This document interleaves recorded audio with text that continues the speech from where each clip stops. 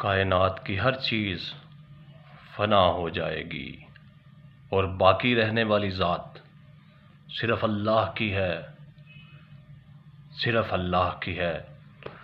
और मियाँ साहब फरमाते हैं कि सदा न बागी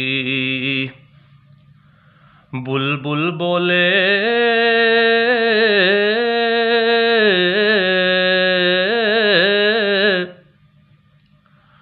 ते सदा न बाग बहारां, सदा न मापे हुस्न जवानी